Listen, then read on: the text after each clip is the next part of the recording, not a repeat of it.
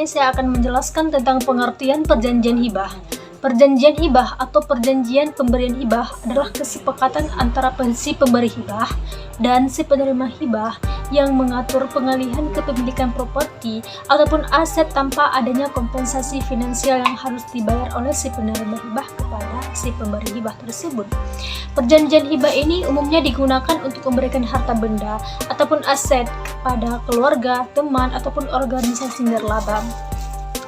Menurut Undang-Undang Hukum Perdata, yaitu dalam pasal 1666, hibah adalah suatu perjanjian dengan mana si pemberi hibah di waktu hidupnya dengan cuma-cuma dan dengan tidak dapat ditarik kembali menyerahkan sesuatu benda untuk apa? Untuk keperluan si penerima hibah tersebut. Sedangkan dikutip dari Kamus Besar Bahasa Indonesia, pengertian hibah adalah pemberian sukarela dengan mengalihkan hak atas sesuatu kepada orang lain. Dalam pemberian hibah ada yang namanya dana hibah. Dana hibah adalah sebuah pemberian untuk orang lain dalam bentuk uang, barang, ataupun jasa.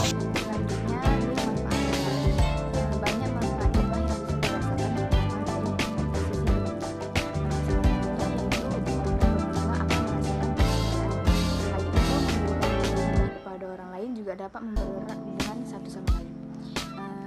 Apalagi jika pemberi hibah memberikan hibah tanah, di mana hal tersebut sangat berguna bagi masyarakat dan nanti akan menggunakannya.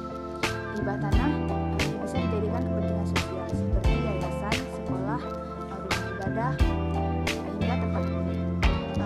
Rukun hibah buat Anda yang memberikan hibah kepada orang lain,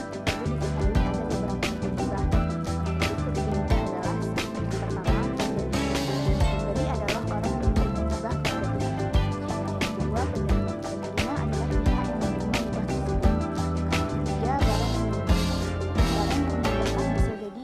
Dalam bentuk uang, barang, atau jasa. Dan yang terakhir, tanda serah terima. Setelah melakukan proses hibah, perlu diketahui bahwa harus ada tanda serah terima sebagai bukti. Baik, pada kesempatan kali ini saya akan melanjutkan presentasi dari Dinda Humaira, yaitu dasar hukum hibah. Semua tentang hibah sudah diatur dalam pasal 1666 Undang-Undang Hukum Perdata, di mana hukum hibah adalah sesuatu yang tak boleh dilakukan secara sembarangan. Menurut Islam, hibah adalah pemberian sukarela kepada seseorang. Bisa dibilang hibah adalah pemindahan harta dari satu pihak ke pihak lainnya. Hukum hibah dalam Islam sangat dianjurkan oleh Nabi Muhammad SAW. Hal ini dikarenakan hibah merupakan salah satu cara untuk pendekatan ke sesama umat manusia. Selain itu, dengan adanya hibah juga bisa memberikan banyak manfaat kepada si penerima. Jika Anda memberi hibah tanah kepada anak, perlu diperhatikan di sini syarat hibah tanah ke anak itu seperti penerima sudah dewasa berdasarkan hukum, harus dilakukan dengan akta notaris, serta harus dilakukan dengan akta pejabat pembuat akta tanah dengan tujuan agar kuat di mata hukum. Baik, saya akan menjelaskan tentang macam-macam hibah. Satu, hibah barang. Hibah barang adalah ketika pemberi memberikan harta maupun barang yang dimilikinya, namun tetapi barang itu tetap memiliki manfaat dan nilai tanpa ada tendensi harapan apapun. Contoh, ketika seseorang memberikan sepeda motor. Kemudian kedua, hibah manfaat. Nah, hibah manfaat ini ketika seseorang memberikan harta atau barang pada orang lain dengan harapan dia itu si penerima hibah itu mengambil manfaat dari barang atau harta tersebut.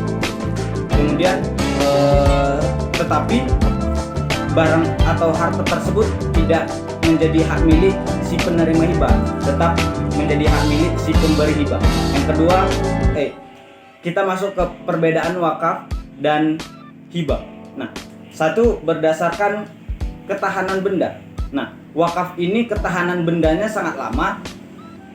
Namun dalam hibah ini ketahanan bendanya hanya sekali pakai, tidak bisa berlaku lama gitu. Nah, kemudian berdasarkan manfaat yang diberikan. Nah, manfaat yang diberikan wakaf ini manfaatnya kepada masyarakat luas. Tetapi kalau hibah, manfaat yang diberikan adalah kepada seorang perseorangan atau kepada satu orang. Kemudian masuk kepada berdasarkan hak milik. Nah, kalau wakaf itu tidak bisa dimiliki oleh satu orang. Wakaf tetap pemuakafnya yang memiliki harta atau benda tersebut. Tapi hibah itu bisa menjadi si penerima hibah itu, barang yang diberikan itu bisa menjadi hak milik dia. Selanjutnya, berikut ini adalah beberapa poin penting yang biasanya mencakup dalam perjanjian hibah. 1. Identitas para pihak.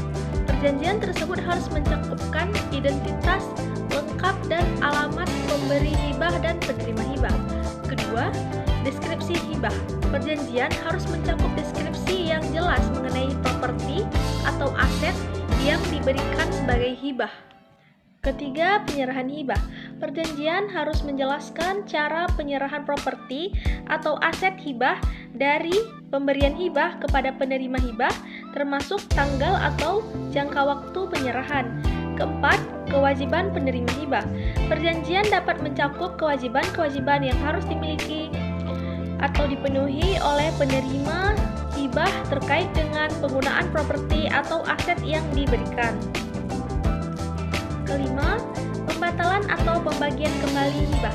Jika ada ketentuan mengenai pembatalan atau pembagian kembali hibah, perjanjian harus menjelaskan prosedur dan syarat-syaratnya. Keenam, perubahan atau perubahan status. Jika terjadi perubahan dalam status pemberi hibah atau penerima hibah, perjanjian harus mencakup tentang bagaimana perubahan tersebut akan ditangani. Ketujuh, hukum yang berlaku. Perjanjian harus mencantumkan hukum yang berlaku dan yurisdiksi yang akan mengatur interpretasi dan pelaksanaan perjanjian. 8. Kondisi lainnya. Perjanjian dapat mencakup kondisi lain yang dianggap perlu oleh pihak-pihak terkait. Selanjutnya akan disambung oleh teman saya. Penting untuk diketahui bahwa perjanjian hibah harus disusun dengan hati-hati, dan jika Anda mempertimbangkan untuk membuat perjanjian hibah, disarankan untuk berkonsultasi dengan seorang ahli hukum atau notaris untuk memastikan bahwa perjanjian tersebut sesuai dengan hukum yang berlaku di negara Anda masing-masing dan memenuhi kebutuhan serta kepentingan semua pihak yang terlibat. Terima kasih.